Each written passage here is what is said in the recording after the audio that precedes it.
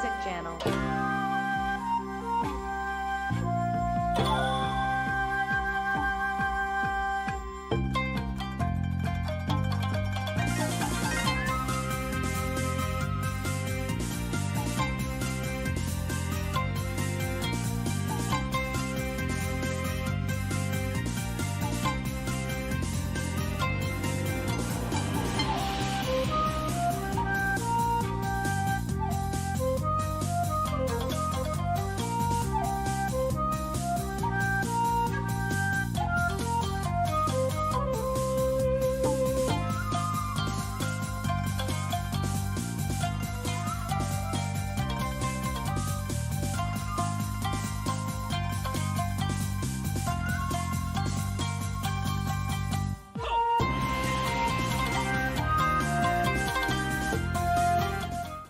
All right. Oh, thank God. Hi guys. Whew. Yeah. No. I was in the backstage area, and I was like watching the Zoom because I had to readjust everything because we're 2 players down today, and it was really funny because it wasn't showing up with the cameras for the boys. So I was like, okay, either this is gonna work perfectly or not at all today. So thankfully the dice gods and the stream gods are on my side, and we now have visual on our 2 lovely players. Hi guys! Hello. Yay! Yay! All right, well, let me give you a proper welcome. G'day guys, and welcome. My name is Michael. I'm the Dead Aussie Gamer, and welcome to Pathfinder 2nd Edition Ruby Phoenix, where we're doing a prelude to the Ruby Phoenix tournament the year beforehand, or the years, should I say, beforehand, as a group of martial artists travel the world in order to seek out masters of ancient martial art styles to then hopefully use their newfound skills to defeat the one and only Oni Daimyo. Joining me today are 2 of my wonderful Patreons who support the channel and help me keep this whole thing afloat. We have, of course, none other than Rick, playing the role of Liu, our drunken monk Tengu. And we have Neil, our lovely half-elf investigator, named Tamaki. Hi, guys! Hello. Hey. All right, well, to kick us off, why don't you guys tell us a little bit about your characters and what we'll be seeing in today's game, starting with you, Liu.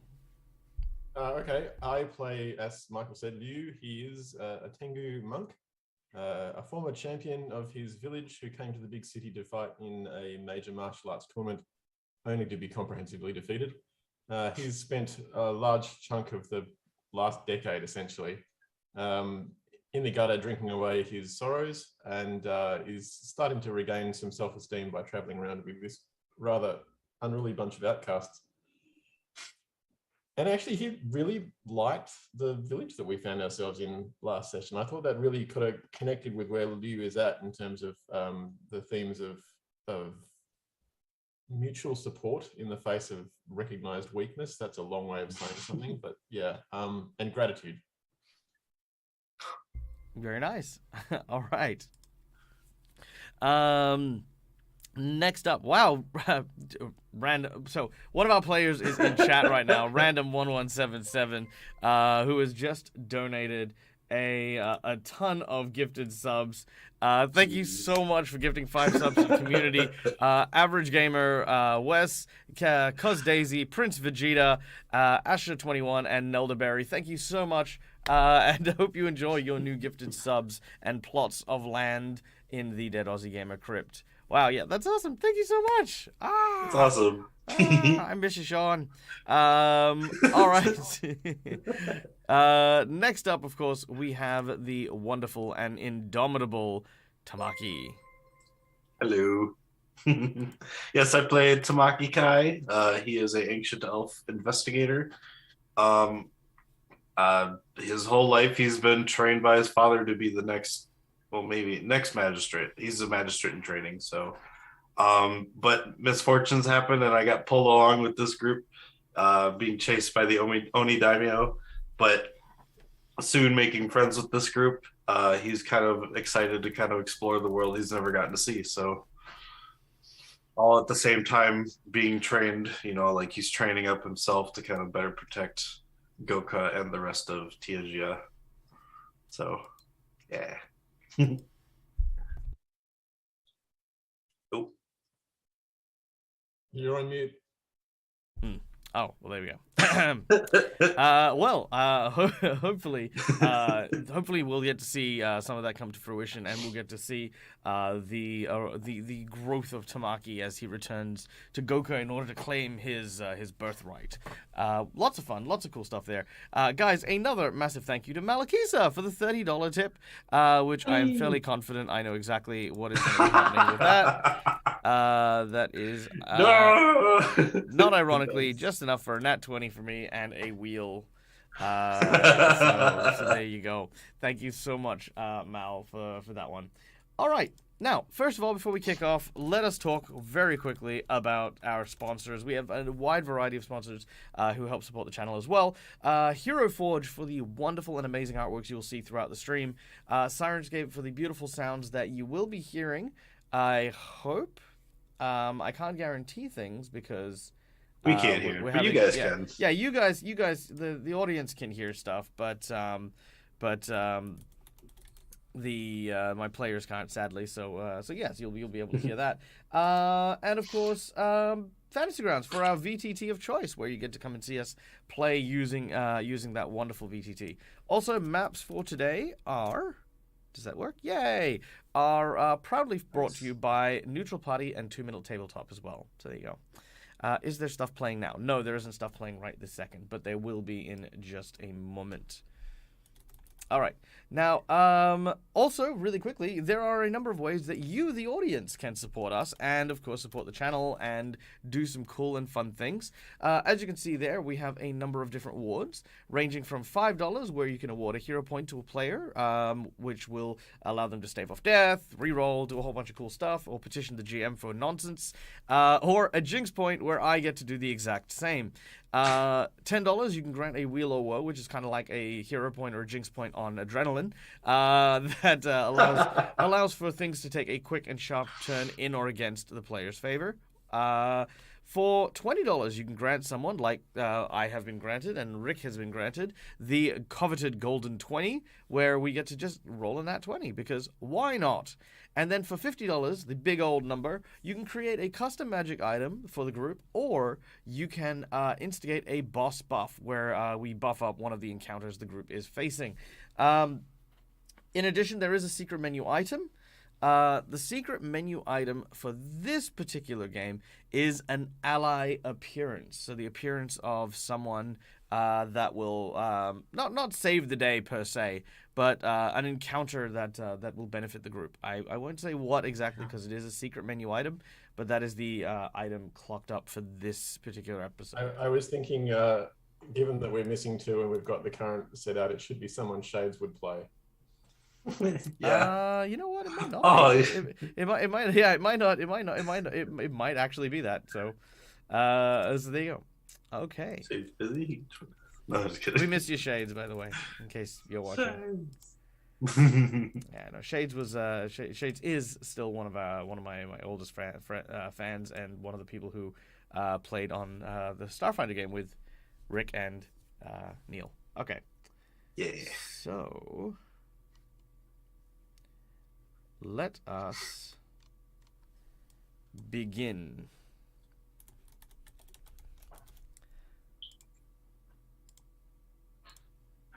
All right, hopefully that'll come through for the audience. All right.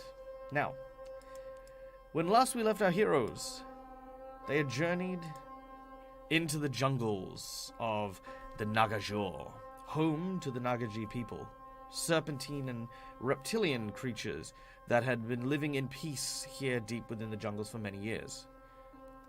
They were a very unusual race, not what one would expect from this region, as they were very monistic, despite being, sort of proclaimed to be quite violent tribal individuals. They believed that gratitude in all things was the key to survival, especially in this jungle. Even death, which follows around every corner, must be approached with a reverence and gratefulness that they began to teach our group of adventurers. There was a scene where the group had to pass through a field, which they realized if they weren't grateful, they would not be able to see the ruins beyond the actual terrain itself. In fact, the ground itself would swallow you up should you fail to hold gratitude in your heart. After much back and forths and some very, very calm meditation, the group made it into the Nagaji camp. There they have met with and spoken to a number of the Nagajo, who basically said that that they wanted to show people that they weren't all violent and crazed. While there were, of course, some off-skirts people who were attacking travelers around Nagajo, this was the first time people from outside had tried to understand their ways and tried to communicate with them, so they do not wish to let the opportunity go past. They have asked you for a favor. Along the coast, the son of the shaman, a reptilian known as... what was his name? Appa. Appa, thank you. A reptilian leader known as Appa said that his grandson had gone to join up with the battle and had made their way to the coast in order to fight. They had not returned in some time, and there was growing concerns. They would allow you to pass through the Nagajo towards the coast, but in return, if you were to find his grandson, you are to give him word that his family and his tribe still need him and would like to see him return. The group rested and recuperated, licking their wounds from quite a vicious series of battles, when suddenly a strange skeletal figure appeared next to Taisho, our Oni barbarian. This very bizarre appearance of an undead startled our Oni, who then took and ran after Human, the bard, as we return to this scene where Liu, you are currently doing what exactly in the middle of town? I mean, I don't know. I get the feeling Liu is... it's probably the closest to a home environment he's felt in quite a long time. And Goka was home after a fashion, but since then they haven't really been in a lot of settlements, and none that really fit his style. So he's just wandering around, getting a feel for the place, really. All right.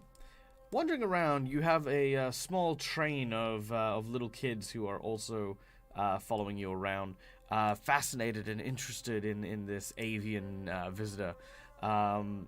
Some of them even try to mimic the way you walk or your particular gait as you travel. When suddenly you hear this,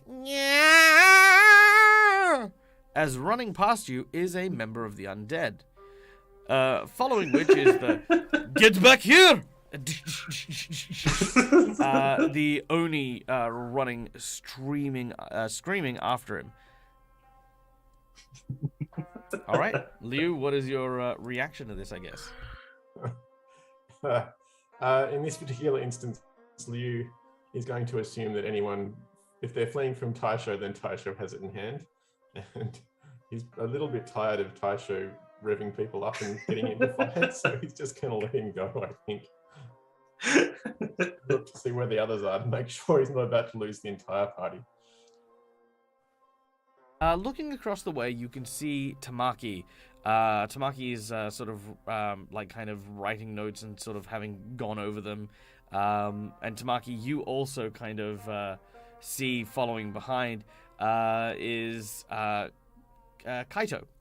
Kaito runs up to you and says, Tamaki, have you seen Taisho? You said I did see Taisho running by? Or was I? Okay. No, I didn't see him. I was too busy copying these notes. Why don't you go ask Liu? Liu, sorry. I can't find him either. That's okay. I'll be back. And he rushes off, just down the street. I'm kind of now looking around to see if Liu is nearby at all. Like, kind of like this quick glance, like, what's going on? Like, Yeah, I figure Liu is fairly close by. He's actually probably enjoying having a bit of an entourage, so he's deliberately exaggerating his avian mannerisms to amuse the kids. All right.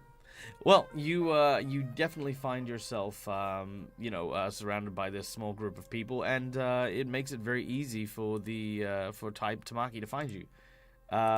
It doesn't take too long, maybe a couple of minutes, and you see Liu up ahead. Leo, have you seen Taisho? Or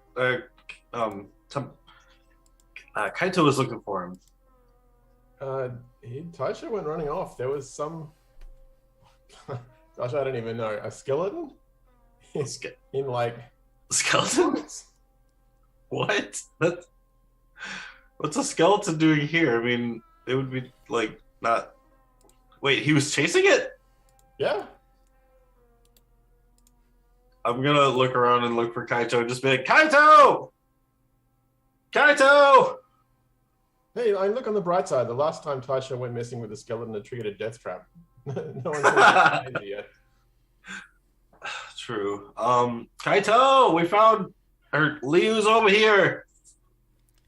As you call out, there seems to be no response. Oh.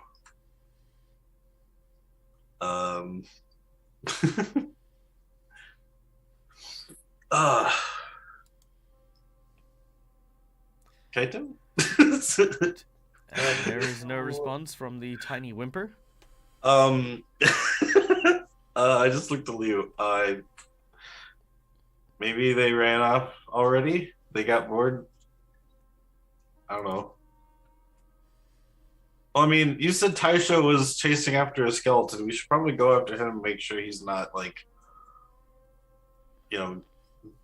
doesn't get lost or anything. Some of the kids were following him. He didn't seem terribly threatened. He'll be all right.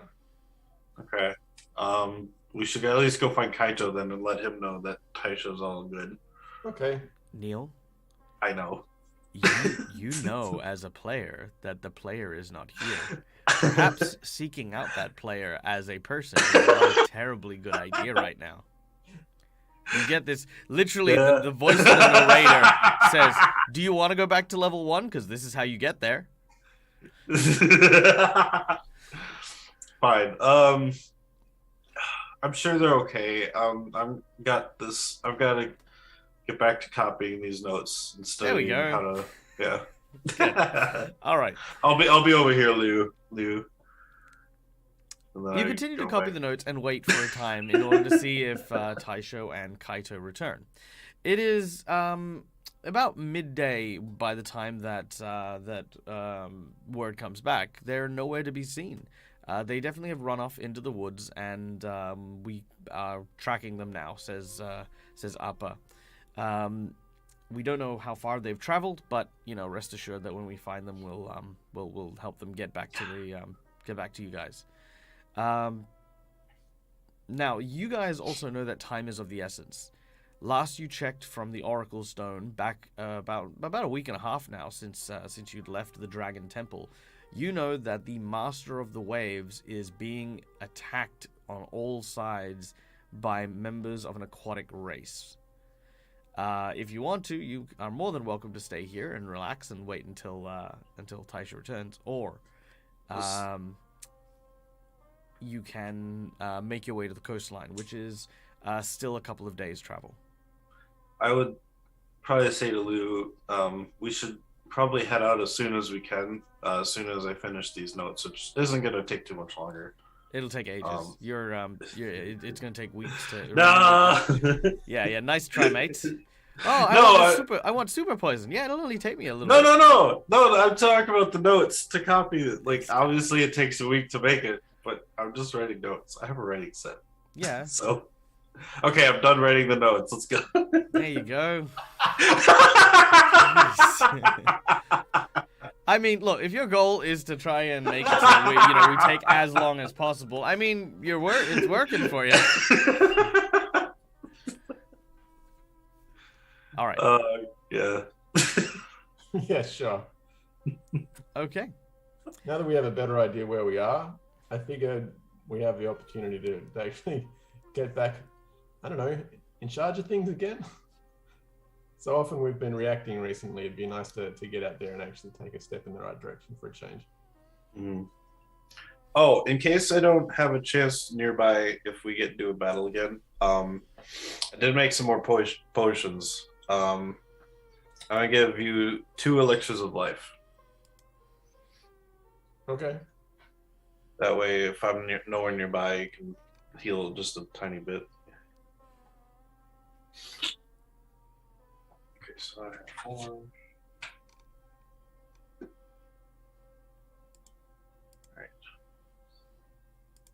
Well, we should probably talk to Upper about the best way to reach the coast. If I remember the old map, there was supposed to be a river through here, but I'm wondering whether the river is safer or more dangerous in the jungle. Can't we run across water now?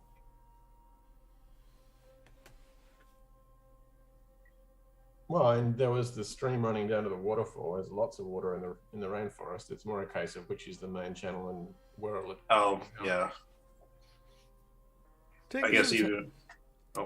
Taking some time, the decision to go and speak to Opera about what might be the most dangerous, instead of just predicting and assuming what might be dangerous, is probably a good idea. Liu and Tamaki both make their way to the center of town, where Appa is sitting beneath the same fruit tree that he introduced you to when you arrived. As you arrive, he looks at you and smiles at you, you think. He flashes these razor-sharp teeth at you as you approach. Honored friends, it's good to see you again. We still have not found your compatriots, Taisho and Kaito, but we are hopeful. The scouting team has found tracks, and it hopefully will take not very long to determine what happened. Scouts are better placed than we are to find anything. This is your home. But we were thinking we would like to... we would like to make a start. I think it's important that we move off. The task that you've left us will not get any easier with each passing day. So yes. We wanted to know, how do we get to the coast? Well, the coast is about 2 days' travel. If you travel through the woods, through the jungles, you should be able to make your way there relatively easily. Some wild beasts and animals may impede you, but if you follow a path that we can show you through the trails, it should not be too dangerous. These are the hunting trails that we traditionally use for ourselves as well, and the animals usually steer clear of it. The other option is there is a river that runs along straight into the basin. If you were to utilize a boat or a raft, you could get there within the day.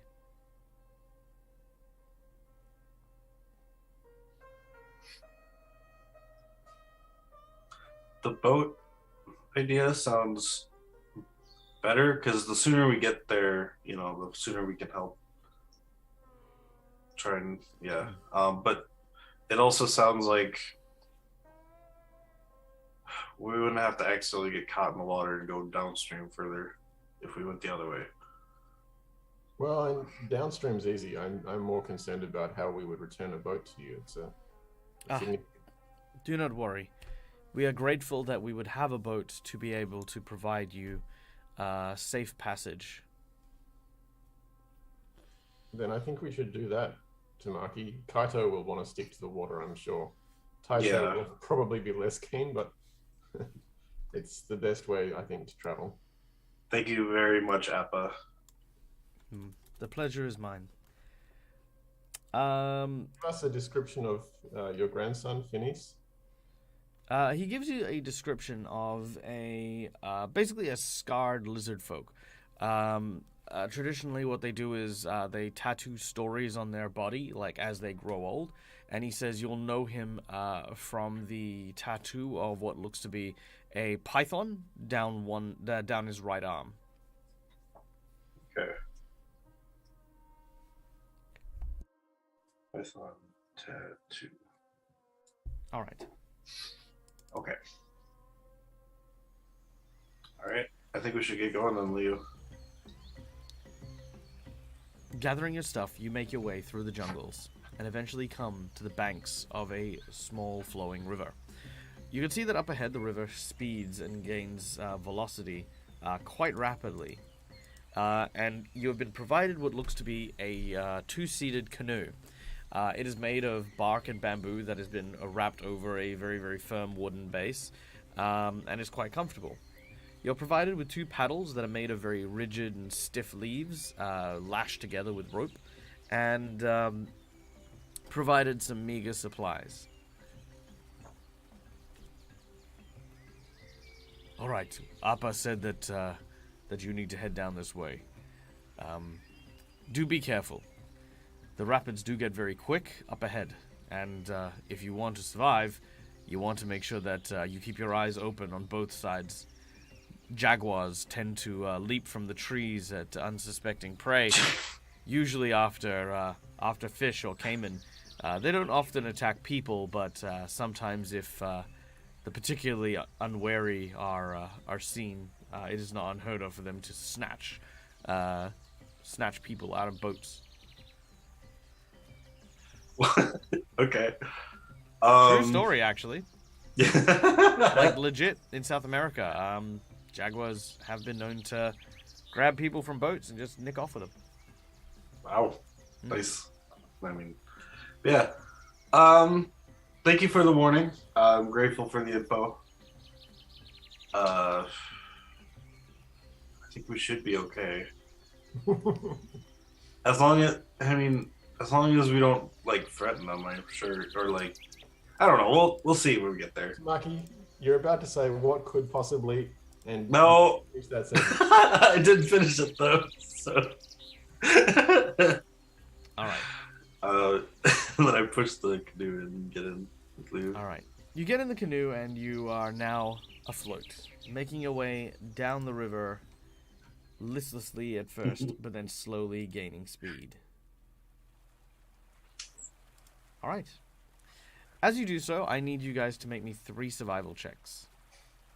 The first survival check will be as you are navigating through the river. Yeah.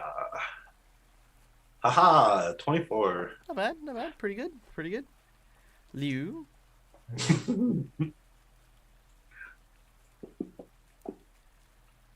Yeah, also not bad, not bad. I mean, look, it's not a difficult one. This is still kind of very peaceful river. You're still okay.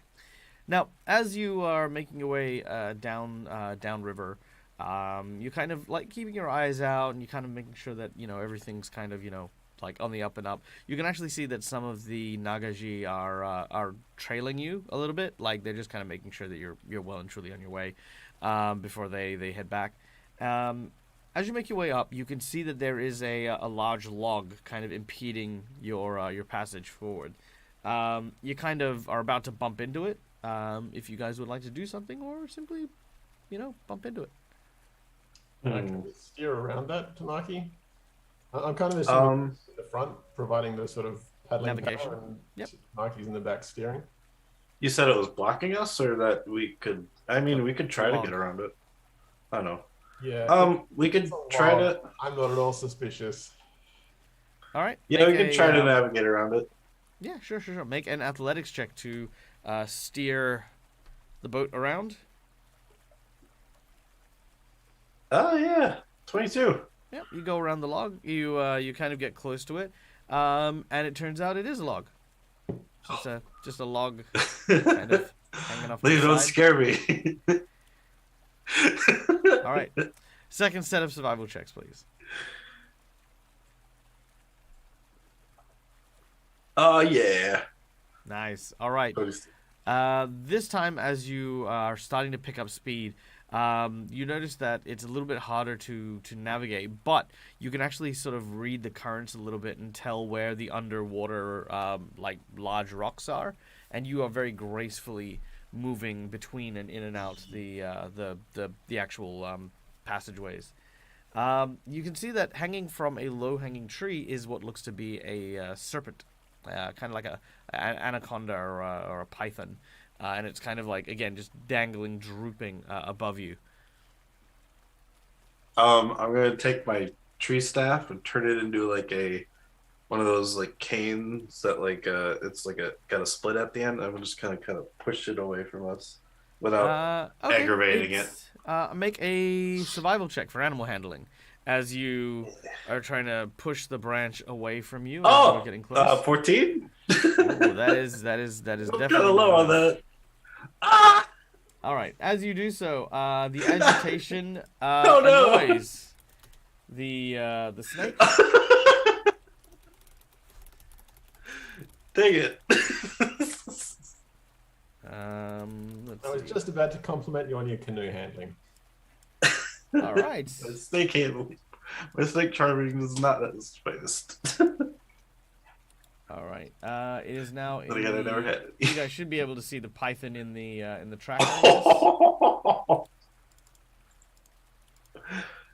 Yeah, the ball. Holy shit. Also, obviously a content warning for people who suffer from ophidiophobia. As we go, boop. There it is. Look at him, isn't he pretty? Oh my god, that's big. Yeah. It's just the hand. I can see my head this morning now, Michael. What? The hand that? sticking out the top. Like Yeah. the rest of the coil snake, whatever. Yeah. Look at how chill it is, though. It's like, It's like, yeah. hey, here I am.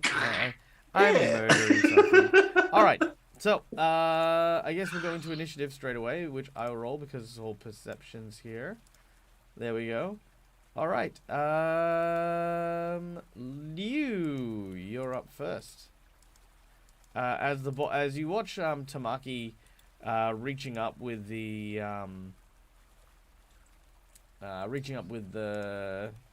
little, what do you call it, staff, pokey thing? It's like a tree staff that I got from the Kodama.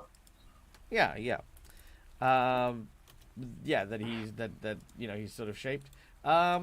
What do you want to do? As you're very confident that the snake is about to fall off.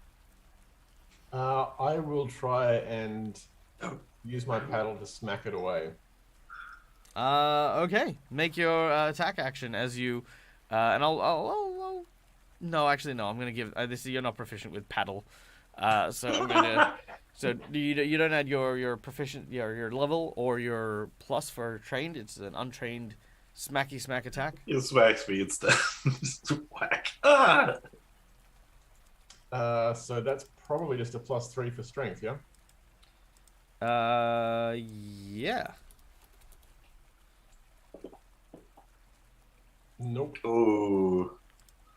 Yeah, you kind of swing at it. It's a very haphazard swing. But yeah, you don't really seem to hit anything. All right. And otherwise, I'll use my final 2 actions to ready an action for its approach and to strike it properly. All right, very well. How come my jungle sounds don't have... Oh, there it is. Do I hear it? No? Yeah, anyway. There should be hissing, but I don't know. Maybe there is, maybe there isn't. All right. Then we go to the ball python's turn. So, naturally, it is very angry at Tamaki and takes its first... Oh, hey guys, I have an important message. I've had to look, been giving my British friends an existential crisis because the US doesn't have giant chocolate Easter eggs. Does the US not have giant chocolate Easter eggs, Neil? I don't know. I mean, we have giant chocolate. I don't know. I've never really looked. Oh, you need to answer that question. We can't be friends if you guys don't have giant chocolate Easter eggs. That's... Yeah, Well, let me look quick. Send him some. Yeah. All right. Why can't we be friends? No. Tamaki, The constrictor snake lashes down and bites into Ah! your shoulder. Ah! No! All right, only does 4 points of damage.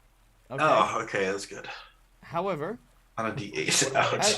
as it does so, it has now grabbed you, so you've now got the grappled condition. No! There we go. Just imagine Okay. that on screen in a canoe. Oh yeah. No, it's basically now what it's doing is it is a medium or smaller creature Oh no. is grabbed or restrained. All right, so it is then going to use its next action to coil you. Uh-oh. I don't know what that does, but it basically has just started wrapping you up. And then it is going to tighten the coils in the next round. No, and then constrict, etc., all that other stuff. All that other cool stuff. All right. But that's a later thing. So yes. All right, Tamaki. Oh. Okay, so effectively I'm grabbed now, so I'm going to try and kind of essentially try to stand up in the canoe to try and snake my way out of these. You're not in the canoe anymore. What? Oh. What? Oh, I'm just like, am I hanging there or am I in the water? Oh no, you're in the air. It's basically grabbed you and then it wrapped you up like you've been pulled out of the canoe. Okay, so I guess I'll try to slither downward and get like out of it. See if I can like kind of maneuver my way out. Okay, you're gonna have to make an escape artist DC. So this is an athletics check. However, as you do so, it is going to tighten the coils. Ah! Okay. So athletics, you said? That's a 13. No, that is not gonna help you. All right. Ah! How long does that last? Tighten coils. A creature grabbed or restrained by the bolt type python attempting to escape. So every time you try to escape, and it increases the DC by 2 Oh no! as a reaction. Oh god. All right. Cool. Yeah, that's a thing.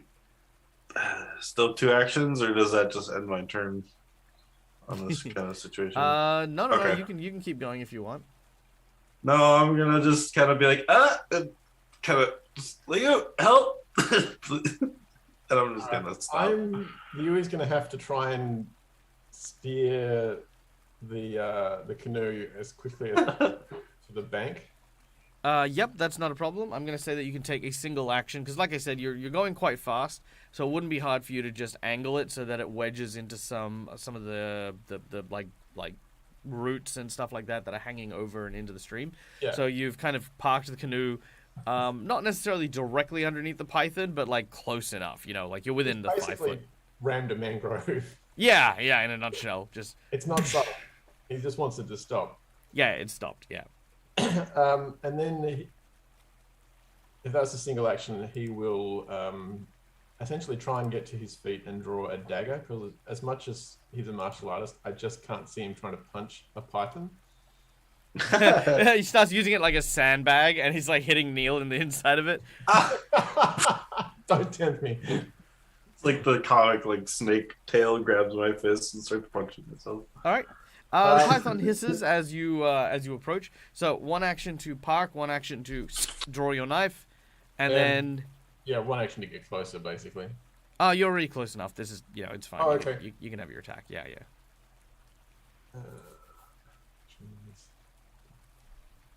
Is there a combat tracker? There must be somewhere. Yep. Top it's, right hand side under Here we go. tools. No, I got There's it. the I got cross it. swords. I hadn't got it open yet. Yep. All right. There we go. And that's a hit. Your knife finds purchase in the center mass of it. While its thick leathery hide is resistant, you do manage to penetrate, dealing 4 damage. All right. The python hisses and then begins to constrict. Oh no! Oh god! All right. Fort save on Tamaki. Okay. Oh, you're I got rolling it. Yep. You take half damage from. Yay! Well, it's gonna do it 3 times. Oh. So you take half of that to 2, and it's gonna squeeze you some more. And then it's gonna squeeze you a little more. Oh. Yeah, there you go. Yeah. Not too bad. Not too bad at all. You've taken 8 points of damage as this thing is slowly crushing you to death. All right, Tamaki. All right. Oh crap. Okay. So seeing as I can't get out, I'm I didn't say you still can't get grabbed. Can I like? Oh no, I know, but can I try and attack it from within? out. Nope, you are restrained. Not even with my scarf. It's Nope. like a wrap. Okay, around- okay. oh. If you could explain to me in any way, shape, or form how being constricted by a python, you would be able to wield your staff while your hands and legs and stuff are all pinned. As it's coiling me, it like cuts into the scarf. So you're not actually doing anything. You're just hoping it cuts itself, ignoring you. I mean, is that what you're yes. saying? Yeah. Okay, fine. All right. Don't even think a wheel or a woe would help you with that. I know. I guess I can only try to get out. Can I at least move my fingers?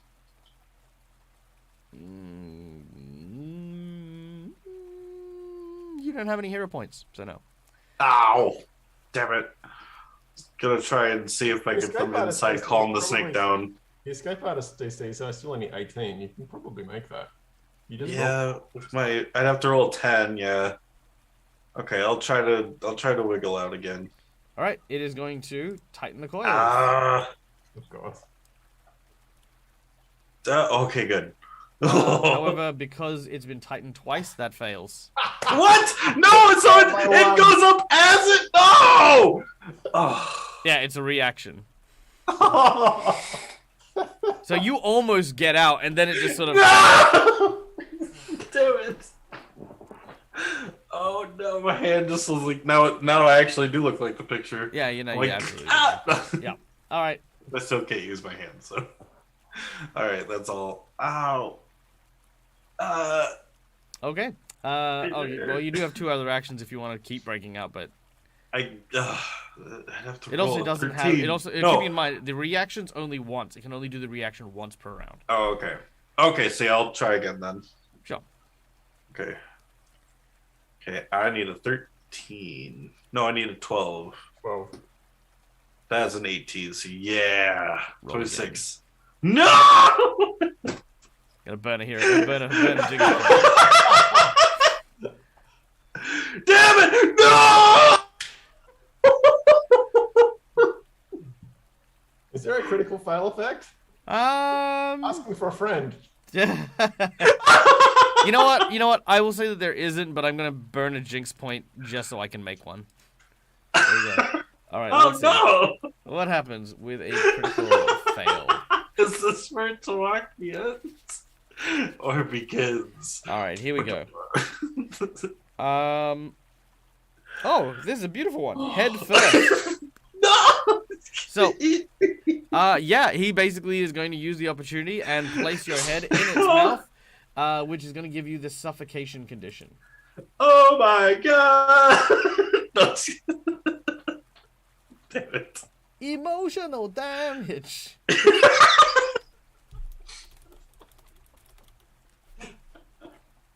All right. So hold on. I just need to read this. I know I feel like I've read this a couple of times, but let's have a look. Oh my god. Pathfinder 2E. Okay, so here's how suffocation works. You are able to hold your breath a number of rounds equal to 5 plus your Constitution modifier, which is how long? 5 plus 1, so 6. So 6 rounds. So 6 rounds is how long you can hold your breath in the mouth of the python, which is fine. Now, every round you will lose 1 round worth of air. However, anytime you are critically hit or critically fail a save against a damaging effect, you will lose an additional round. Oh gosh. If you speak or use any verbal components, you immediately lose all of your air. If you do nothing, or if you take no strenuous action, it only drops down by 1. If you take a strenuous action like attacking or casting, it'll cost you 2. Once you have run out of air, you fall unconscious and begin to suffocate properly. You cannot recover from unconsciousness and must make a DC 20 fort save at the end of each of your turns. On a failed save, you take 1d10 damage, and on a crit failure, you die. Each check following, the DC increases by 5, and the damage increases by a d10. So basically, you've got roughly 6 rounds plus change where you have to make saving throws, or you're going to suffocate. Okay.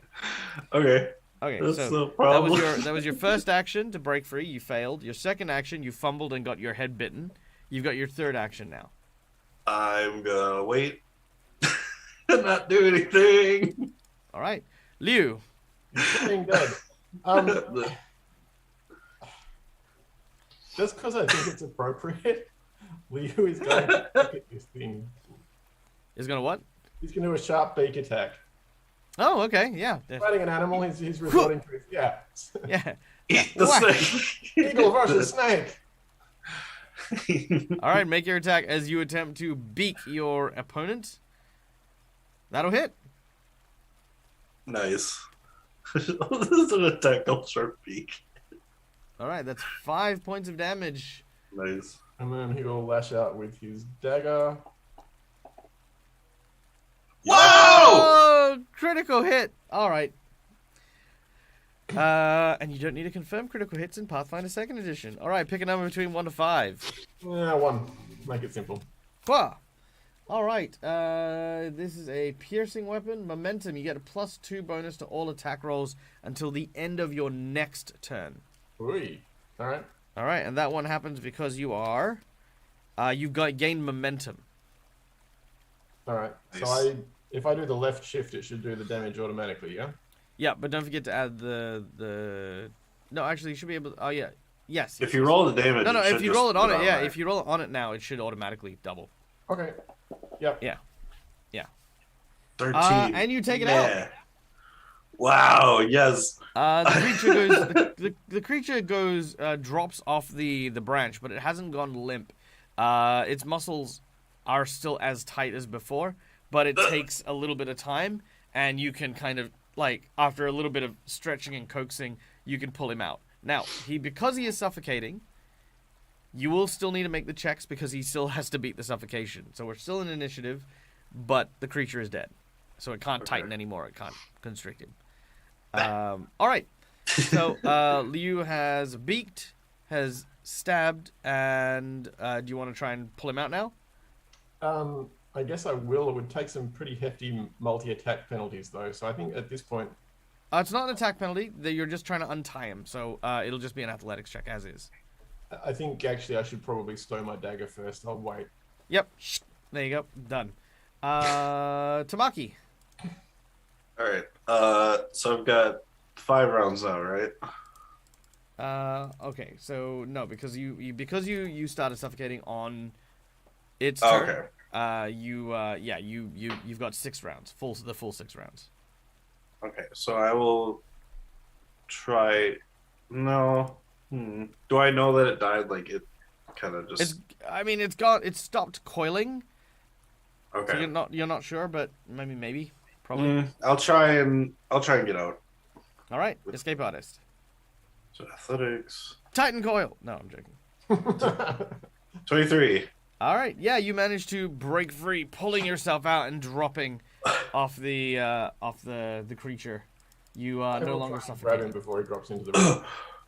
Yep. All right, you grab him, or you grab the python before it drops into the river. The python's body, I'm not so concerned about. Him Okay, falling just into checking. the water. All right.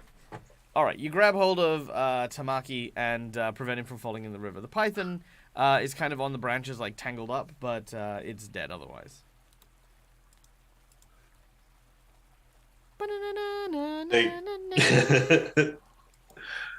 Liu, thank you. You're welcome. I was not expecting that. I thought it would be okay. And yes, No, I think you were trying to do the right thing. I just it was we prodded it a bit too much. I'm to blame there as well. But yeah, don't worry, that's fine. Are you It okay? happens. Yeah. okay. All right. Yeah. Should we take the snake with us? Ribs, nothing Just cracked to on like. it. Yeah. No, I'm kind of feeling around. You mostly like you're his kind of back. bruised. You can kind of it's mostly just bruising at this point. At this point, you actually also realize that as you're inspecting yourself, that there's a little bit more muscle. You can definitely see the results of your journey so far. Like obviously coming from the magistrate's office, you're kind of like not in the best of shape, right? Like Yeah. you're a kid, you just do this thing. But as you feel yourself, you're like I've got some bruising and stuff like that. But like if this thing had grabbed me like a month ago when I was still in Goka, that probably would have like broken through my ribs and like really caused some serious damage. Even Maybe if you had to grab maybe you, I'm just becoming fall. stronger. Hey, these things, that's probably good eating. We should probably take it with us. I don't really have time to prepare a Yeah, we can also toss skin in the it. back of the canoe. True. How much does it weigh? Yeah, it's fine. You can take it without Okay. any problems I'll there. pull it up like a rope and throw it in the back of the canoe. All right. Wait, it's still stuck in the tree. I have to get it down. No, it's just tangled. It's fine.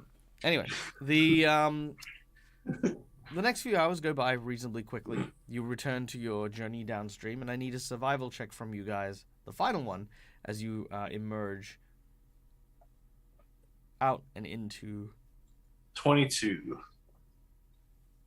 Very nice. And Liu? Well, I'm not going to be 22, that's for sure. All right, very nice. So, as you make your way out into the ocean, the boat begins to sail out into a large basin. You watch as the river's edges kind of peter off, but that is when something alarming kind of dawns upon you. Your canoe is slowly now sailing out to sea with the current. Oh gosh.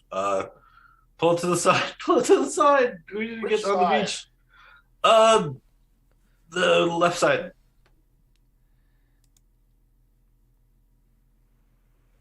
I'm gonna try to steer us to the left. All right, Beach. make an athletics check as you steer to the side. Uh-oh. Oh, 15. Tired from a day's paddling at this point. Yeah, you Oh, guys. good. Okay, you guys are exhausted. The current, the riptide is definitely pulling you out further and further. Let's keep track of this, shall we? Let's say that you guys are currently, No. you guys are currently 40 foot off the coast at the moment. So it's not too far, but you are getting there at a rate of 40 foot per round. So let's see how Jeez. long it takes for you to actually make your way back. All right. Well, I mean, look, again, you're just survival checks. Yeah. So, I mean, all right. So athletics checks, if you would be, as you try to fight against the current. Okay, good. That's Nice. a 27. Nice. I was actually thinking that you would use his nat 20 here and put in a special effort to just do that last push to the shore. Very well. Burning up the nat 20. The two of you, like, dig deep and start to paddle rapidly, eventually coming to a beachhead nearby. You are definitely fatigued from your endeavor, but because Liu spent the nat 20, you are going to ignore the fatigue condition. You remember your breathing exercises. You remember your your kind of your efforts that you learned up until this point. However, unfortunately, All those Tamaki- canoe lessons. Yes, unfortunately, Ah, you do gain the fatigue condition. All my right, canoe lessons didn't work.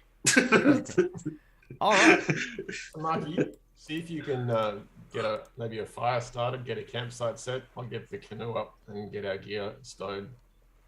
Okay, I will do that. And I'm gonna go and find some firewood and some way to set a fire.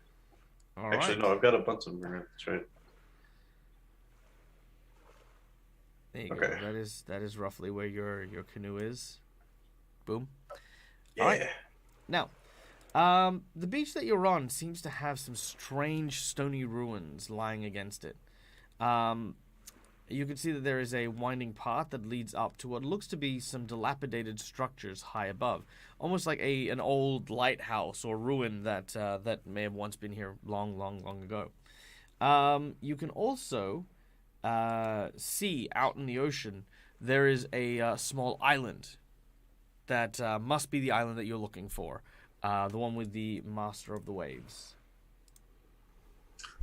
First, I look towards the ancient ruins on the hill. I say, "Hey, look, dude, that looks like the ruins that we got attacked by the monkeys." Oh wait. No. He just shakes his head. He's staring out to sea and going, "We're that close. Like you can see it. All that stands in our way is what that It was 2 feet. however many kilometers of Sahuagin infested." Yeah. Well, Lou did want me to go set up the fire, so I'm gonna go look for some firewood and kindling. I guess. All right. You can move yourself up towards the ruins if you would like. Yeah. All right. As you make your way up, you can see that the cliffside is littered with what looks to be signs and kind of like old, scratched out, what do you call them? Like murals.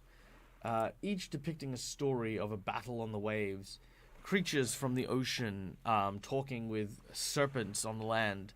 A kind of, I don't know, it's hard to describe. Make a history check. Lore? Yes, sorry. So, Or society check. oh, society. Yeah. That is a 26. All right, with a 26, you know that that what it seems to depict is long ago, the serpent people of the land made a deal with the ocean people, that they would, obviously work together in order to protect the natural world, as it were, from those who would come and, infect is not really the right thing I'd like to say, but fundamentally, if infect the world or make it kind of like crummy and crappy and stuff like that. They would work together heavily in order to try and do this. But apparently there was a treaty break on the behalf of the water people. They had begun to become impatient and attack the outposts, believing that any ruins or any places built were an infringement on the ocean. Hence why these ruins are here.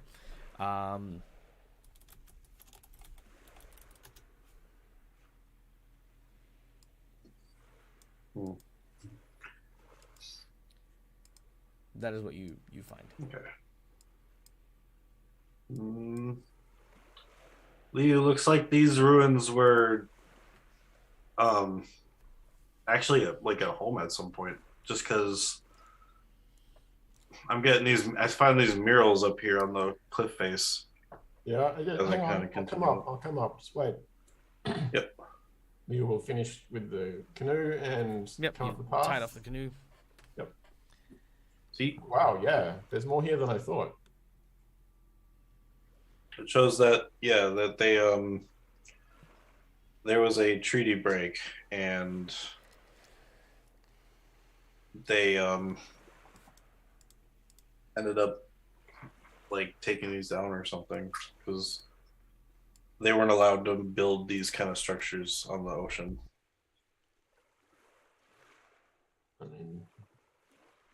Okay. I don't know, it's it's just ancient history now, but that's all right. I was more thinking the headland here could be a good place to watch the river for when Taisho and Kaito come down. Yeah, this would be a good place to kind of wait for them, but at the same time, I think there could be people watching this area if this you know, if they were pushed out of the area, or if this home has been left as it like this, that means there used to be people here and they were pushed away. If those murals are what I seem to think they are saying, which means we should probably watch out ourselves as well. Well, no sooner than you say that, you hear the sounds of shouting from nearby. Crap.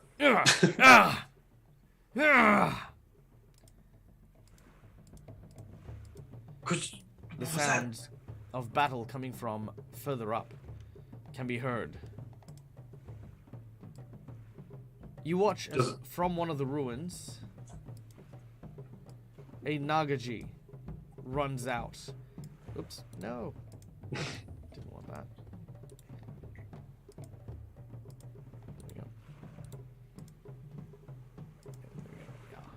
we go. A Nagaji runs out just in time as a spear fells them, stabbing them in the back. A second and third Nagajor rush out. In close pursuit are what look to be a pair of Piscine monstrosities. Oh gosh. That's got to be Sahaugen. Talk to these Nagaji. You can speak Draconic, right? Yeah, I can. Liu's already in motion towards the ruins. Yeah, they basically try to hold their ground as the Sahugan, or the Sea Devils as they're called here, are moving into attack.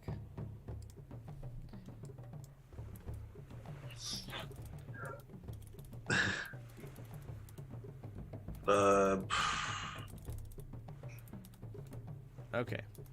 Let's go into initiative. You guys can stealth up if you would like. Ooh, yeah. I don't think Liu's being very stealthy. Sure. In which case, yeah, I'll just kind of run up behind him as well.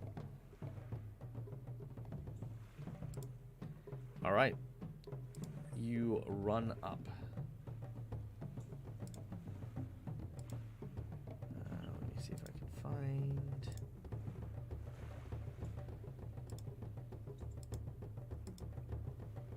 Aha, here he goes.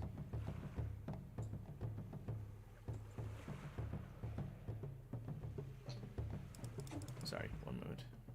You good?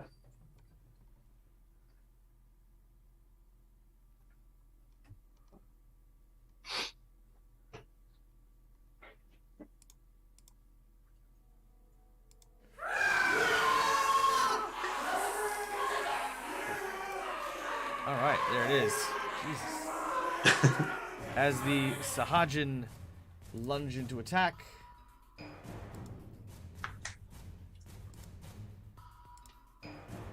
The first up is a large Sahajin who seems to be watching the others fight. With Liu walking up, it kind of turns and sees where you are. And you hear it sort of go.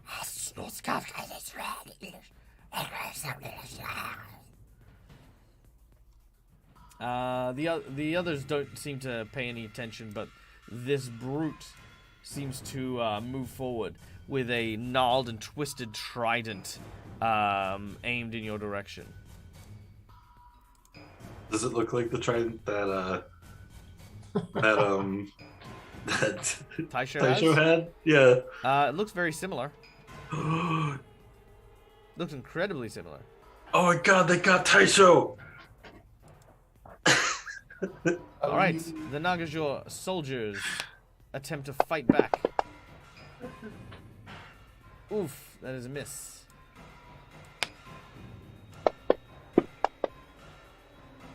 Oh, that is also a miss. Oh.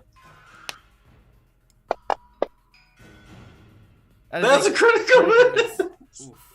Alright. With a dire purpose. Alright. This Sahajin grabs hold of the spear that this one is using. As he's sort of swinging, you watch as it sort of stands on the end and like sort of disarms that the Nagaji to the top. The second Nagaji is gonna try again as well, trying very hard, Oh. Apparently not that hard.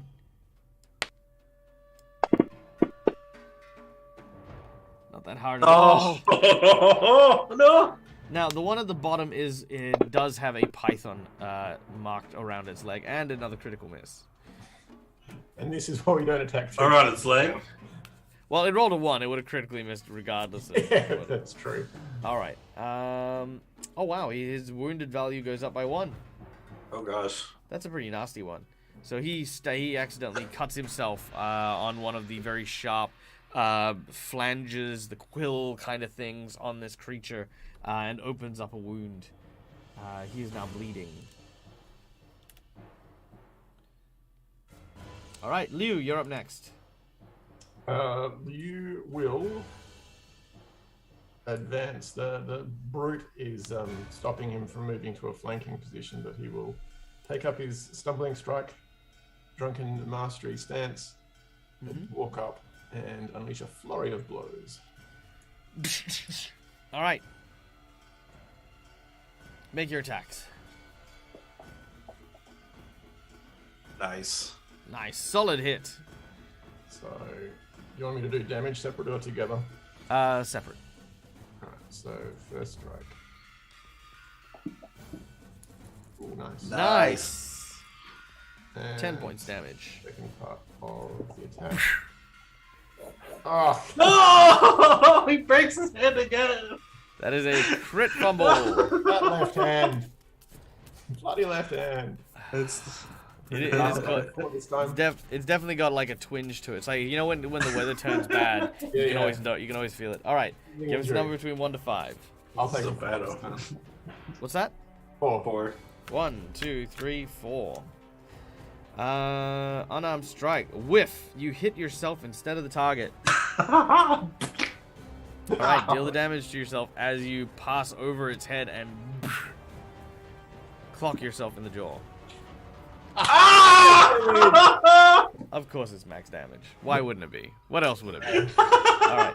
Yeah. So this one, as you go with your staggering stance, it moves in a very awkward way, and you almost reflexively try to draw back, which kind of rubber bands your fist attack back into your jaw as you lean backwards into it. I can tell you that hurts, because I have done that myself. Alright. The Devil Scouts. Now, they notice that there is a couple of people there that are attacking as well, but they were instructed to focus on the Nagaji, so they are going to continue to do so. Alright.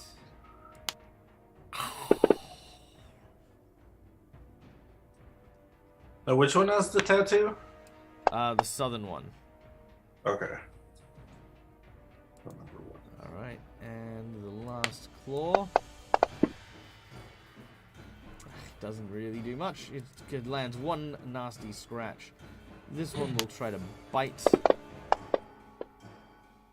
Ugh, I'm gonna burn a jinx point on that one. There we go. No! We want them to survive. Yeah, and that's why he's using the jinx points. Oh Hits. Boom! Alright. no! With a critical hit of Throat Slash. Target takes 1d8 persistent damage, can't talk, cast, or breathe while subject to this bleed damage. Ooh. That's a nasty one.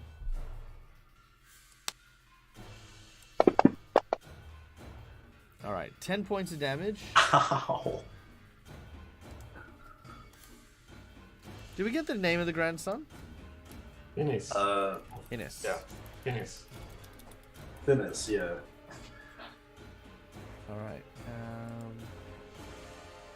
Alright, I'm just going to add a couple things real quick. So he is persistent 1d8 bleed, suffocating, and his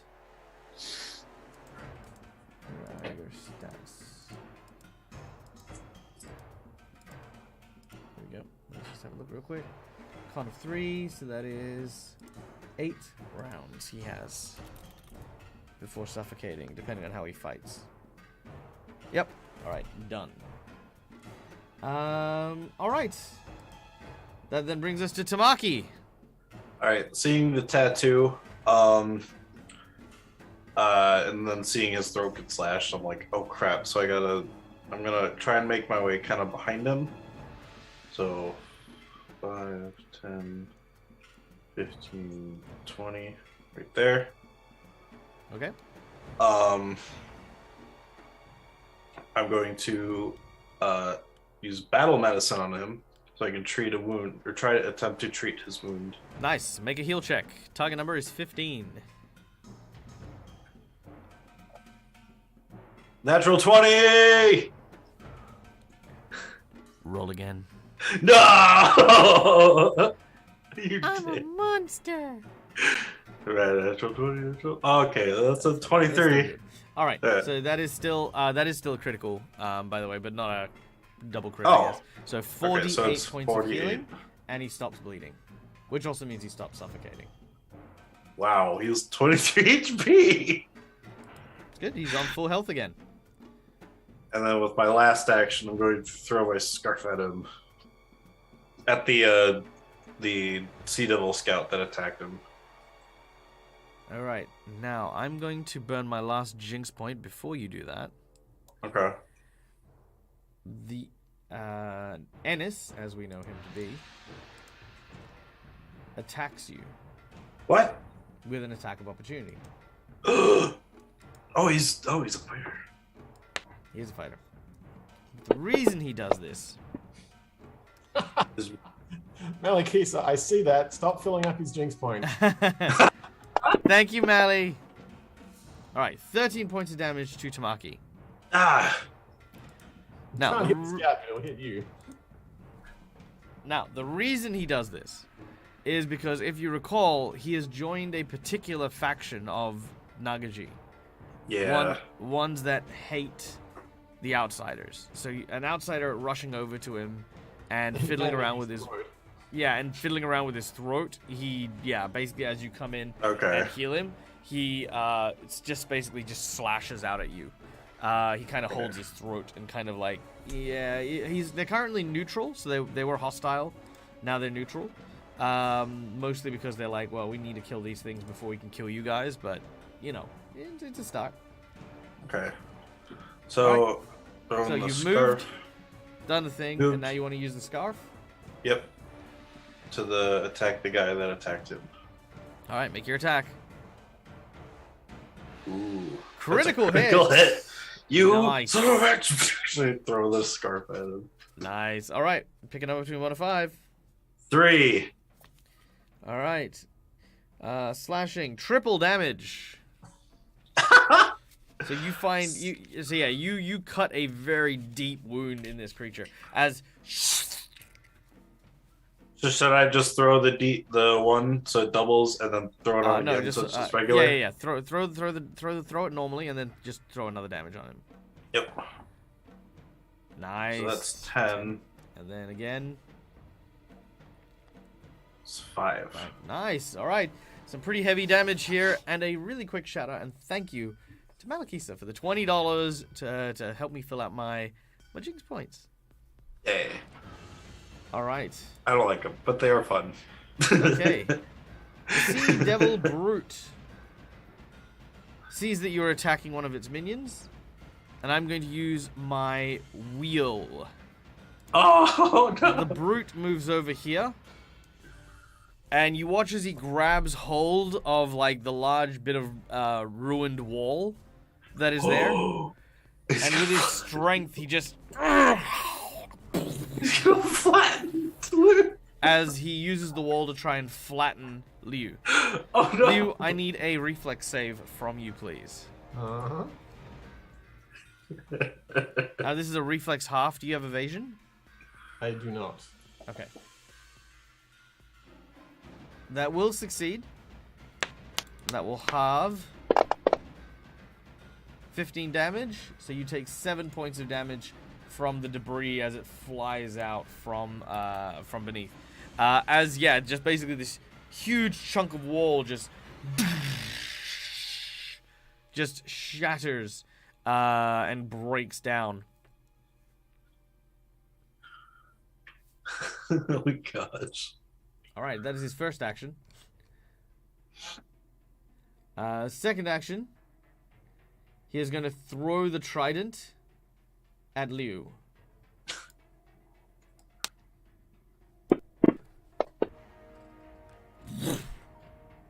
Miss! Miss! I think you mean to say nat 20. Whoa! No! Miss my tushy. Alright, here we go. Alright. 26 damage. Whoa!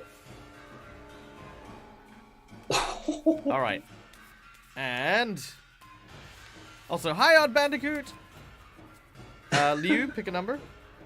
2. Let's see. Piercing damage. Target is pushed back 10 foot. Right, so there we go. Yeah. So yeah, as he's thrown it, it's sort of like and knocked you back a bit. With his last action, he's going to stand here just to kind of protect his little minion. And you watch as he and he's just like roars to the sky. All right. Let's see. This guy had his Rancer taken from him, so he needs to get it back. But the Sea Devils do not need to worry about that because they don't have attacks of opportunity. So he picks it up with his first action, swings with his second, Nice. and lands a solid hit. Solid hit. Wow. And then swings with his third, but will miss. Ennis continues the attack, trying to take out the Sea Devil next to him, and will hit. Yes.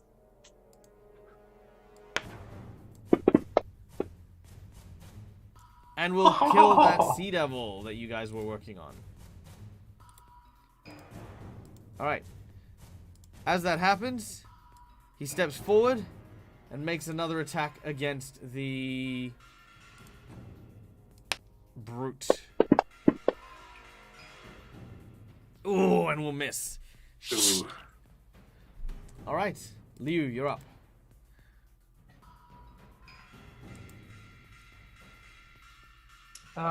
You...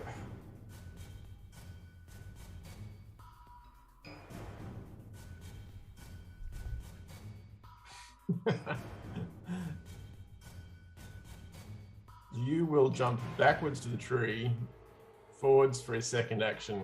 Basically, he's doing a bounce back attack, leaping forward off the tree to unleash his next flurry of blows, just because I think it's fun. Ooh, very nice. And the trees here are actually quite rubbery because they are coastal trees, so it's kind of like the palm and the coconut trees and stuff. So as you lean back and bounce on it, I'm going to give you a bonus +4 on your attack. Wow. From the recoil.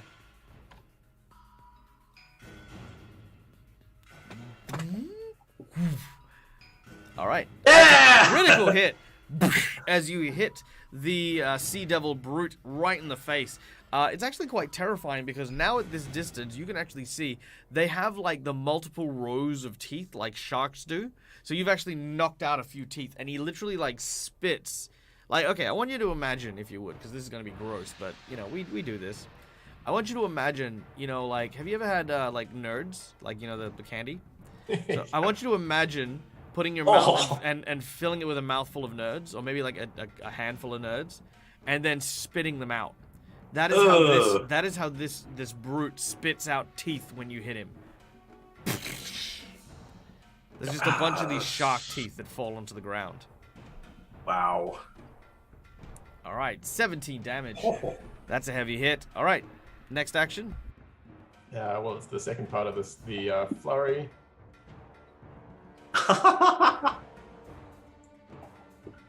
Yeah. Smack, smack. Yep, nice. All right, with an array of flurrying blows, you manage to deal yet another significant hit. The brute turns its attention entirely to you, and as a reaction, rages. So here's how it works. Number 1 is it gains a bonus to its attack and its damage and a lowering of its AC. It then also gives itself some temporary hit points. Alright. And it is now enraged at Liu.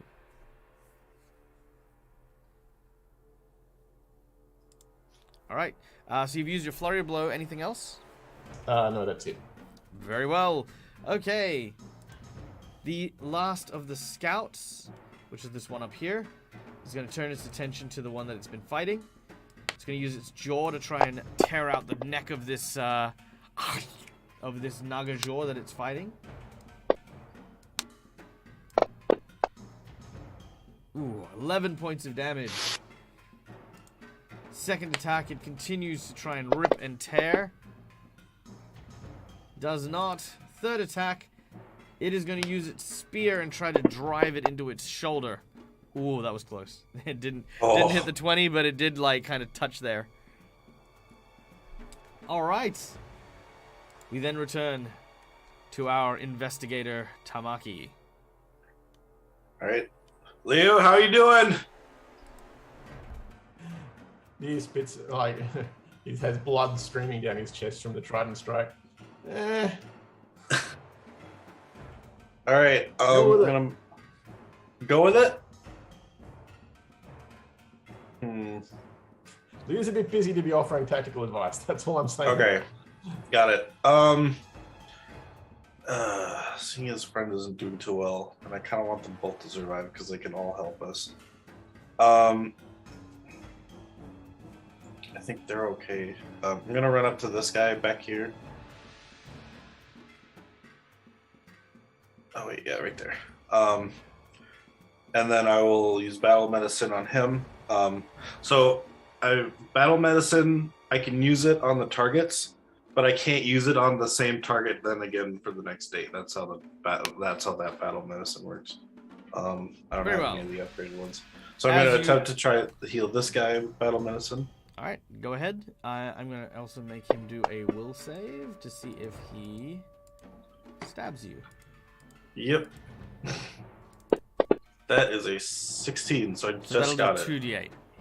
Yeah, he was going to Okay. stab you. That's fine. I healed him 9 HP. 9 HP, and for your efforts, he returns and misses. You were kind of more ready for this one, Yeah. as it came through. So, you kind of dodge the attack as he then hisses something at you. And I gotta throw my scarf at the Sea Devil Scout one then for my last action. All right, very well. All right, which brings us back to the top of the round. The Sea Brute. No, I said my last action was to attack with the scarf. Oh, sorry, my apologies, I misheard. You got a crit with it as well. And that is a critical hit. Wow. Okay, yeah. So your scarf's been on point today. All right, deal your damage, and you can pick a number. I picked 2. 1, 2. Okay, piercing. Target is enfeebled as you slash its muscles. Yes. So it takes a -2 penalty on any physical check it makes. All right. So it'll take a -2 on its attacks then. Wow, nice. And then All my right. turns. The raging creature is going to indiscriminately attack. So I'm going to go with odds and evens, and then I'm going to actually, you know what? Where's my frickin' coin? I have it here somewhere. Here we go. All right, I got my coin. Let's flip this and see what we get. So, heads, we're going to go with Liu. Tails, we're going to go with the Nagaji. All right, here we go. So the brute turns its attention firstly to heads. That is Liu. Yes. So jaw attack. Ow.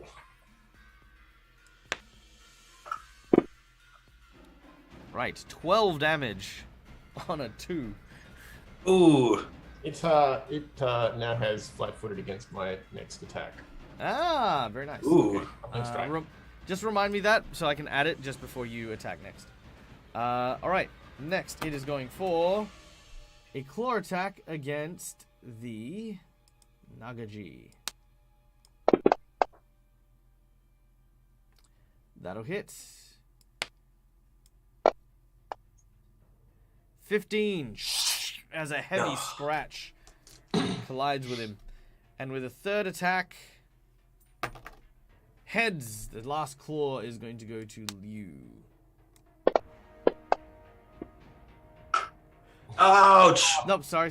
Nope, that is not accurate. That Oh. should be a negative 10. Because you should have a flat foot, yeah. No. That should be a negative 10 because I just forgot to do the thing. So that's Oh. 24 to hit. Will still hit, yeah. Will still hit? Yeah, All my right, armor I just need class it. is 3. Yeah. I just need to make another attack just so that I can get rid of the crit thing because otherwise it's going to auto crit. Unless it crits again. There we go. Oh, it's okay. Alright, there we go. Alright, and that is Oh! wow, Yeah. 16 points of damage. I'm not entirely sure how I racked up quite that much, to be honest. Let's see. This 16 damage. You took 20 some damage, didn't you? 20, and then when the building fell down, you took like 7. what, 7 damage. Yeah, but it was 26 last round, 28 this round, 7 before that. That's 61, and I had 71. I'm not sure where the other 10 came from. Oh, you know what? That might have been left over from the previous battle that we hadn't healed. That's okay. I'll put you back at 61. I'm happy for that. Ah! Because, yeah, you're right. The math doesn't add up. Okay. So the brute is done. All right. The Nagaji. Arm bleeding. Desperate looks in its eyes as it turns to the Sea Devil. Yes! That's gonna... Yeah. Yeah! And he kills the last of the Sea Devil's scouts. He breathes heavily and looks in your direction. As he breathes, Tamaki, you watch as he takes out a vial and he begins to pour it on the Ransor.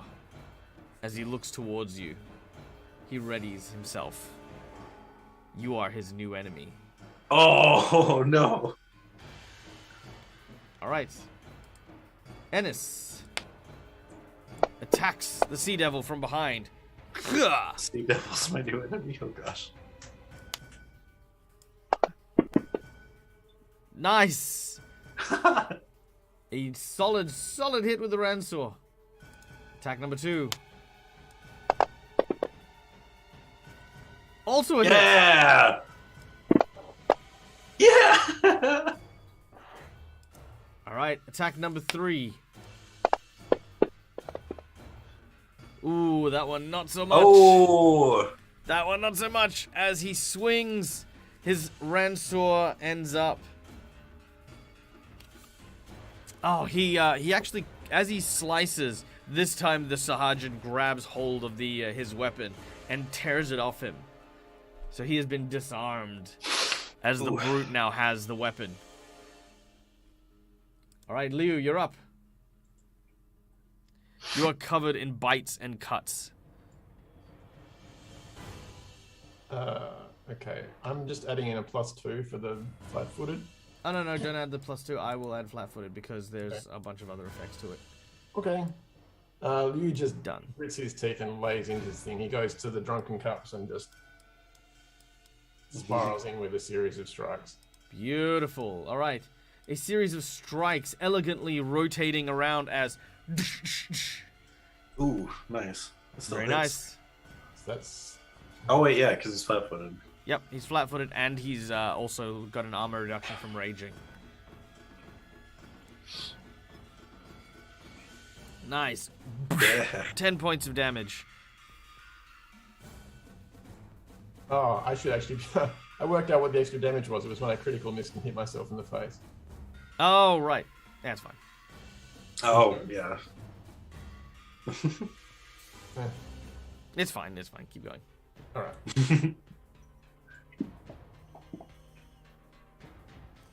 All right, your next hit. You uppercut. And deal 10 damage. Ugh. It grits its teeth. You watch as its eyes roll to the back of its head.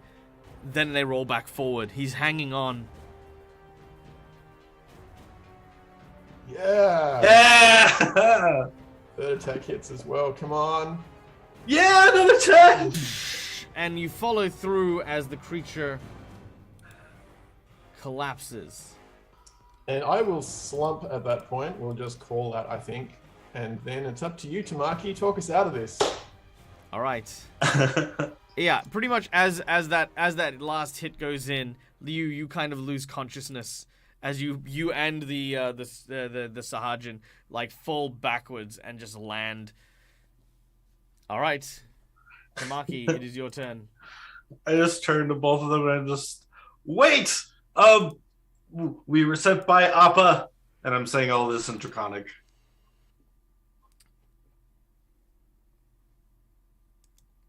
One of them replies, "We do not care. Appa is not our leader." The other, which is Ennis, steps forward and says, "Wait. How do we know you speak the truth? Show us proof." And he walks over to Liu and has the rancer at his neck. I'm guessing. Oh, the proof is I show the poison. The recipe for the poison that he gave me. You've been to the village. They must have killed everyone. We didn't kill anyone. We were grateful that they helped us survive. And I actually show him the bite marks that he bit into us because when he gave us the See, venom. Appa struggled in his last moments to survive. You monsters. Would you? Will your vileness know no end? I Come on, Tamaki. You got this. walk up to him and I just say, Oh, he'll stab Look. Liu right in the neck. no, I take my biting you're fan and you're walking up to him. Oh, fine. I'm gonna kill this dude. All right, I'm gonna kill this guy. Oh shoot, what do I got? That's true. Taisho has normally screwed up the negotiations before. It's actually almost refreshing to see Neil back at it. I just kind of sit on the ground. Would you like a hand, Neil? I guess if I could. Not to tell you what to do, but just to remind you of certain things. Sure. Okay. I Number guess one is you do remember the method that Liu incorporated in order to first meet Appa when you were out of the waterfall. Yes. Secondly, you remember that their culture is built up upon being appreciative. Yes. Being grateful, having gratitude in your heart. These are the. So I kind of do the bow to him and I say, I would be super grateful if you please did not kill my friend. Okay, so you bow down, you tear open your shirt, and you place a hand out, and then you also say, I would be grateful if you were to spare the life of my friend. As he says this, the one standing next to you goes, and I would be grateful if you died. And at that point, as the blade sort of comes and swings down, trying to take off Tamaki's head.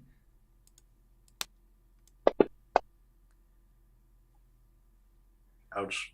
As it comes down, you suddenly hear a as the second Ransor stops the attack from reaching you.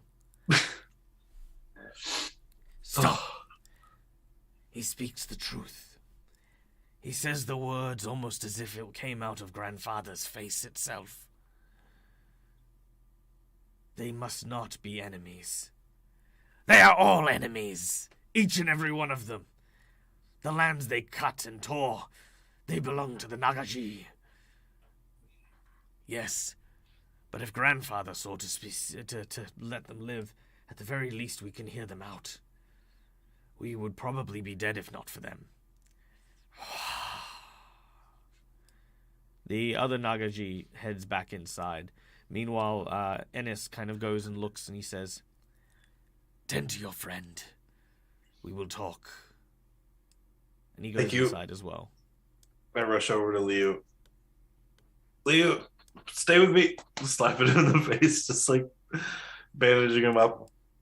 Take about 10 minutes, so I don't need to use my battle medicine on him. Sure. Liu, you well, I'm gonna say you can have whoa, there it is. 10 points of healing. Yeah.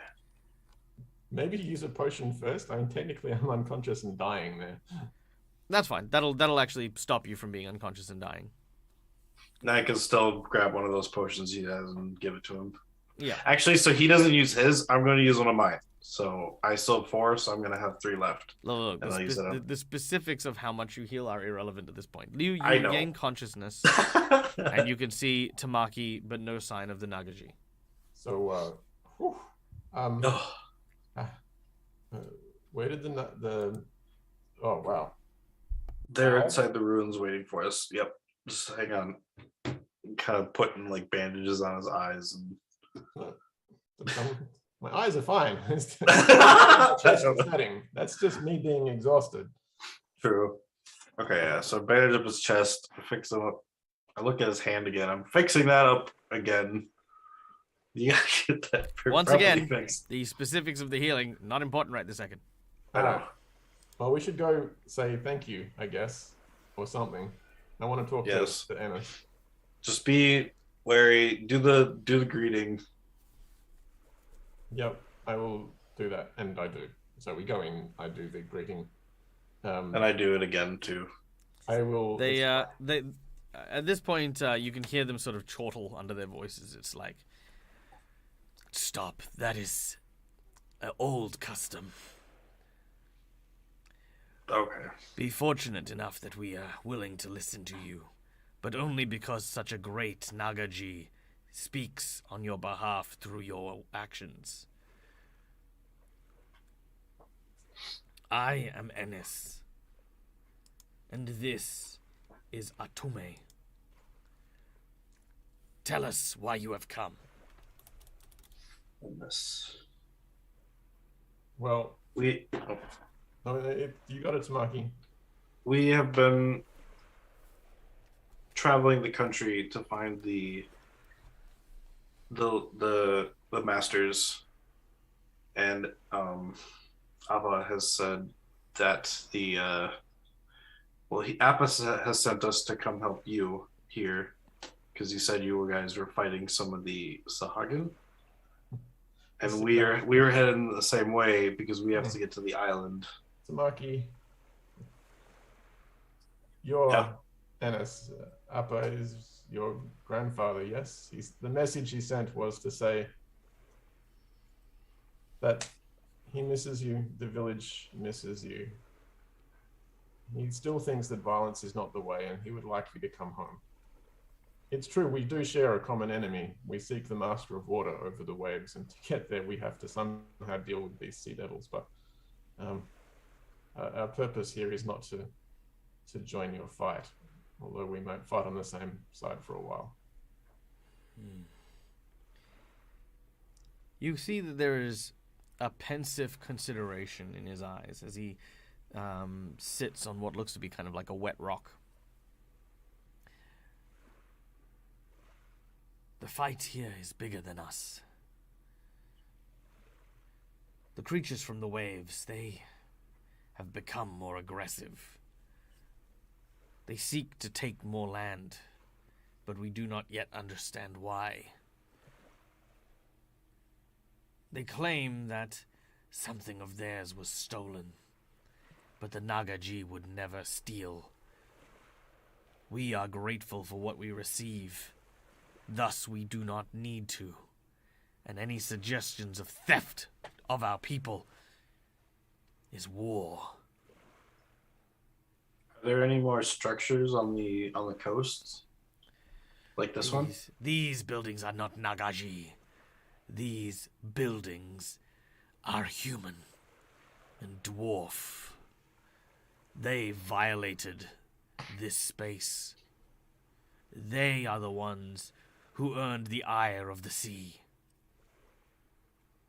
But we will not abide their hatred of your kind to bleed into our jungles. I mean, that could be why they're attacking.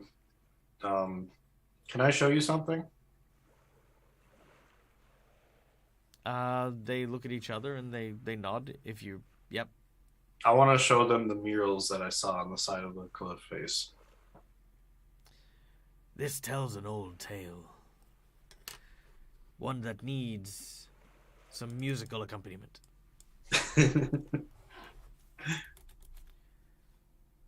You see, long, long ago,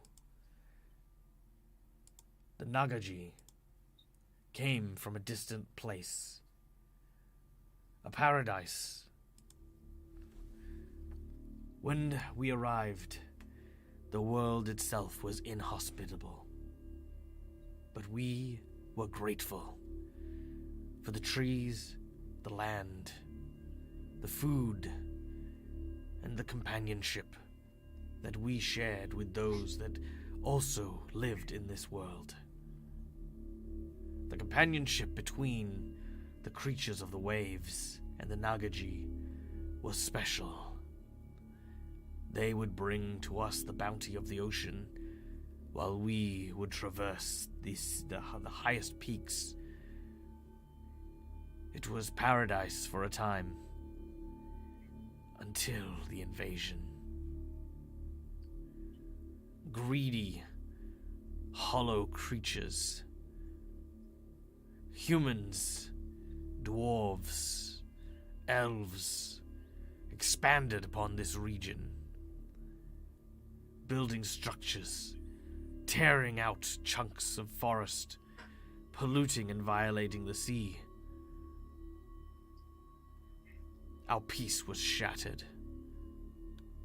The Nagaji swore that they would never allow that to happen, but their numbers increased with every generation. In desperation, the Nagaji refused the call to aid the ocean people, and since then, a bitter rivalry has begun. Even with the humans now gone, all that remains are old grudges and bones. As it stands, the Nagaji do not traverse the coast, and the sea devils do not enter the jungles. At least, not until recently. What happened? Like, they just decided to show up? A few years ago, Suffocation is stolen. I presume they're searching for it. Is there any word on what they claim has been taken? they speak of an artifact. An artifact built from the horn of a great leviathan.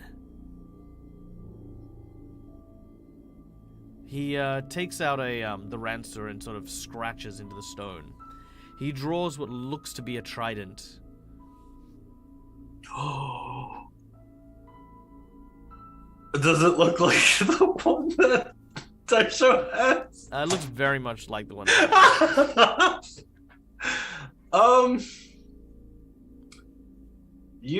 So they want it back, right?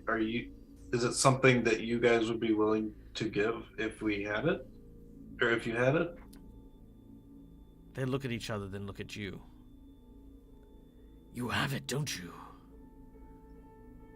We can tell it in your have tone. found it. Yes, we might have found that. Then this is your fault. This is not our fault. This was the Ninja Clan's fault. But anyway, we would be willing to give it back. Because you guys have been so helpful in every, like, you didn't kill us. I mean, your village is cool. But I want to say that we found this not knowing what it was. I'm pretty sure we could give it up with the same inclination. I don't know. Taisho will feel because he needs a weapon, but we have weapons that he can use, so. This is not the Nagaji's fight, nor is it our responsibility. You have started war with the Sahajin, and if you seek its peace, then you seek it out. But now that we know who to blame, rest assured, should you fail to return the artifact to them, we will make sure that they know where to find it. Very much. Thank you. With that, we now pan away from the scene and return to the middle of the jungle. Taisho's lost it. Damn it!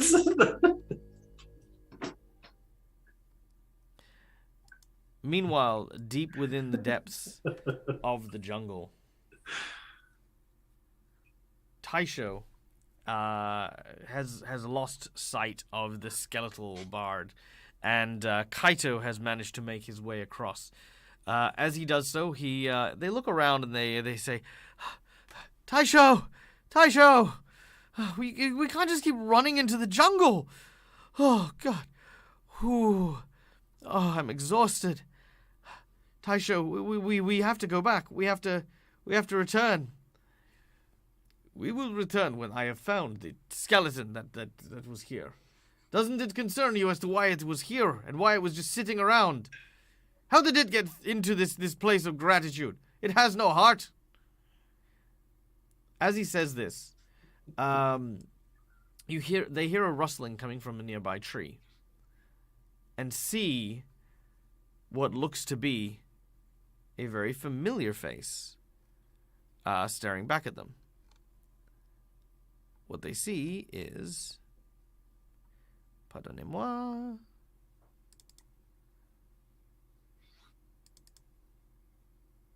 What they see is... Here we go.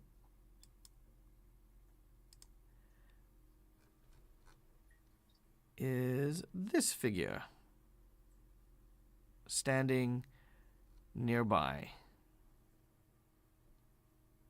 It is Vrantris. Oh. Oh, there he is. Look at him. Isn't he handsome? He is. All right. As Taisho and Kaito look over and they say, oh, Vrantris, I didn't think I'd see you here. Oh, you gave us this fright. We were worried that something else had... Oh, God, I just don't even want to talk about. As he looks up, you then notice there is something wrong with Vrantris. Oh, no. As he looks up, Vrantris has what looks to be from like around his chest and around his like collarbone sakura blossoms growing around his person as he and throws one of the kama and sickles right towards Kaito as Kaito and that is where we're going to end today's session. No! No! All right. I need to just make sure that that's there. All right, thank you so much. What's that? The gentlemen are going to love that. Oh, yeah, they're going to love that. All right. Thank you so much, everyone, for tuning in today. I hope that you had a great time. I hope that Sean, who I know is in chat, is going to enjoy seeing everything coming to fruition. Malakis says, damn, Tamaki's still alive. Look, don't worry. The adventure's still young. The adventure's still young, and I have four jinx points still left in the barrel, so... we'll see how it goes. All right, thank you one and all once again. It's been an absolute pleasure. We hope that you guys enjoyed today's show. We, of course, would like to thank our lovely sponsors, Hero Forge, for the wonderful artworks that you see, Fantasy Grounds for our VTT, and Sirenscape for the beautiful sounds that my players had to miss out on.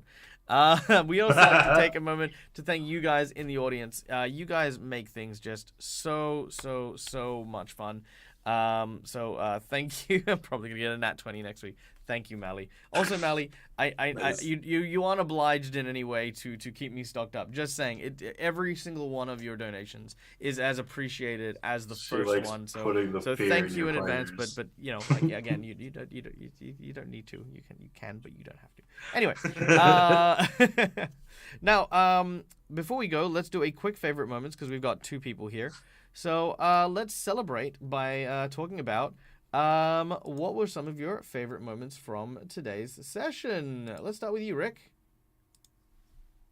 There was a few, like the little bits that I enjoyed. Like you winding up with his head in a python's mouth. Back memories. That was a vibe. That brought back memories. Going toe to toe with the Sea Devil Brute. That was. I'm glad you let me have that last round. That was nice. Yeah, I did give it some consideration. I was definitely, look, and here's the thing, and I'm gonna tell this to everyone as well. Sometimes, right, stuff goes wrong. Sometimes you make mistakes and things like that, and ultimately you've got to weigh up. If I make this mistake, is it going to be fun, right? So if I turned around and told Rick just then and there, oh, we made a mistake, I'm going to take back you being conscious, that's lame. That's like, what a shame, you don't get to continue the fight, you don't get to do this cool thing. But on the other hand, by allowing him to have that extra round, we got the really cool, double KO effect that happens, which, that for me was I agree. That was probably my favorite moment as well. And if you didn't say it, I was gonna. It's like the double KO was just such a cool moment. I got the massive visual from it, especially because it was on that 3rd hit as well. And that 3rd hit, and even earlier on in the episode, you'd said that's why we don't do 3rd hits because they always miss. And then that 3rd hit is what took him out. It was perfect. It was absolutely perfect. So yes, and also I gotta say, Tamaki handling the negotiations with the Nagaji, because often I tend to step in. I default to just trying to talk things out. So it was good for Neil to have that space to do the negotiations, and I think he actually did pretty well. Oh, thank you. I was trembling. No. All right, Neil. I definitely gotta say my favorite moment was I don't normally get a chance to heal during battle, so that time when the 2 Nagaji were about to go down, and I'm like, I gotta heal this guy because he's the guy we gotta save. So I'm like, Liu's got this boss over here, so I'm gonna run up, and I'm still 2 squares away, so I could still attack. So I'm like, all right, run up, heal this guy, and attack. And then I just pissed at the guy that hit him. So I'm like, and super amounts of damage. Run to the next guy, heal him, super amounts of damage on that other guy. I'm like, holy crap. Double crit.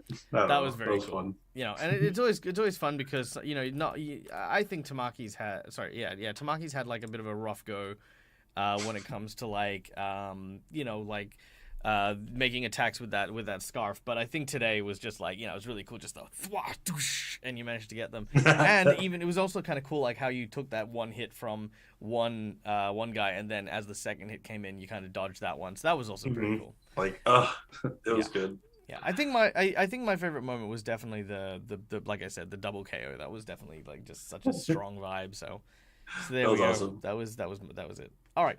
Now, guys, we are going to go and raid someone new today. We are going to go and raid Scarlet64. She is a DJ and musician, which is very different to what we normally raid.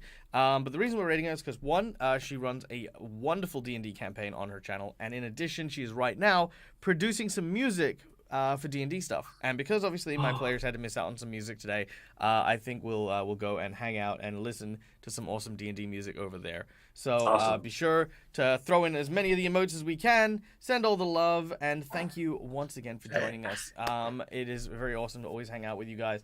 Now, tomorrow we will be back with the Strange Aeons team, but then immediately following, I will be doing some world building on Mendari's channel, so check out that when we come to it. Hey, Raikon, bye, Raikon.